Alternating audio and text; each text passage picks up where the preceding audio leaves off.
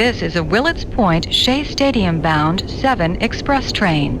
The next and last stop is Willets Point, Shea Stadium. I don't know if you remember the slogan in the 80s, the Catch the Rising Stars, because we're seeing a lot of that with these started. It looks like the Mets are finally have some starting pitching, probably for the first time since that 2014 2015 type run where they had Harvey, Syndergaard, Wheeler, DeGrom, even Steven Matz was a part of that. You look at these pitchers right now, I'm not even going to mention Brandon Sproat. He's a little bit struggling, and I know there's a couple of comments in here, and let me throw them out here.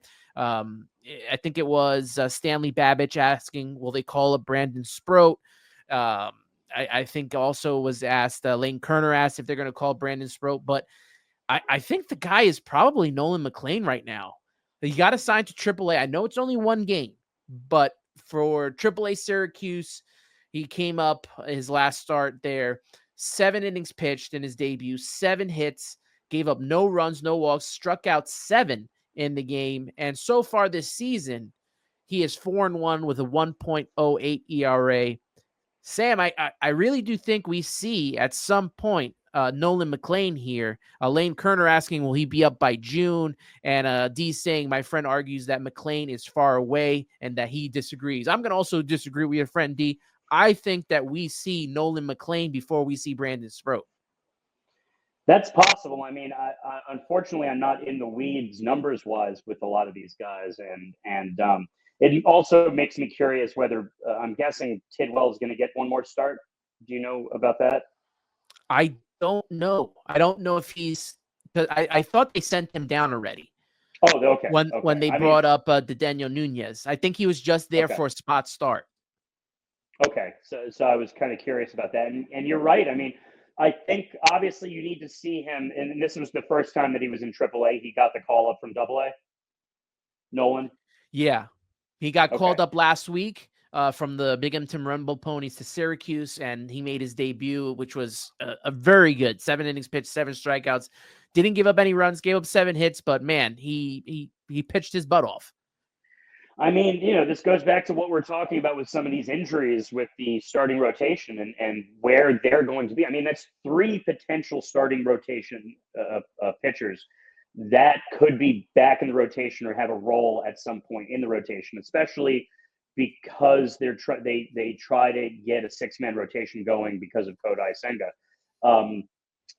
So depending on where the Paul Blackburns and the Manayas and the Montases fall, that's where we're going to be talking about these. I think with McLean, you definitely have to see a few more starts before you can even consider it.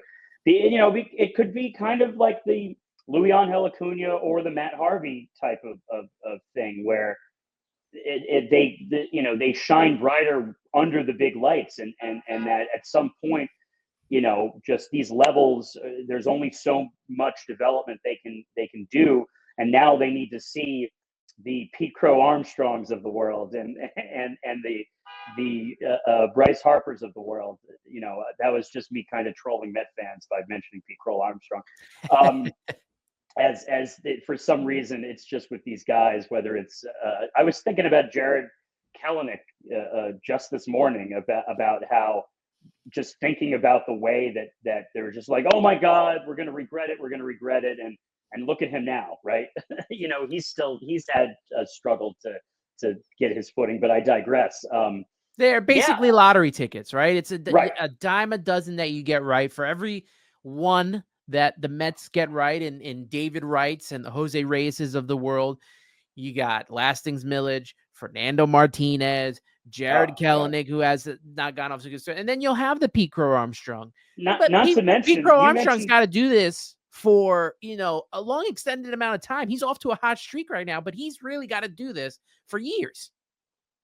And you mentioned the rotation from 2014, 2015, and it made me think all of those names that you spoke of only went through, had one round of rotation, and I think it was like 2017, where we were like, hey, we finally got all 5 of them, and then one of them gets injured. I forget how it went down, but that, this is all it's whether it, baseball. One of the things that we love about baseball is that it's a metaphor for life.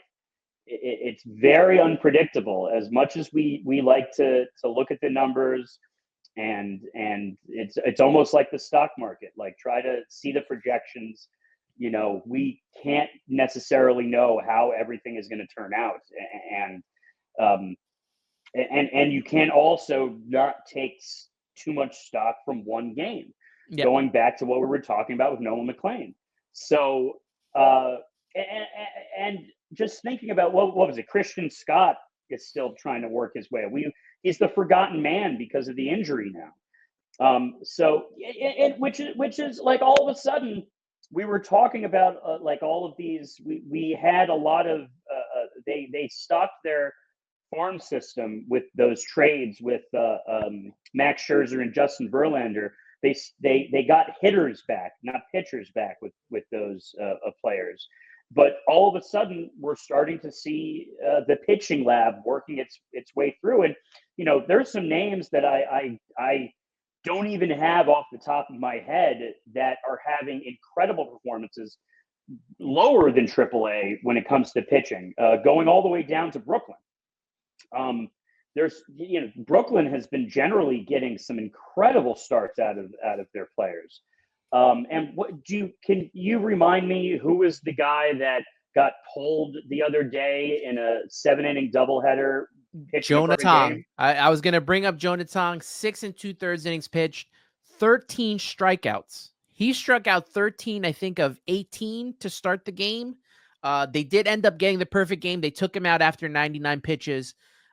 This season, only 1-2, 2.57 ERA. But you talk Jonah Tong, you talk Sproat, McLean, Tidwell, and as you mentioned, Christian Scott. And it's nice to see them finally, because we talked about maybe 21, 22, that this team was not developing enough starting pitching.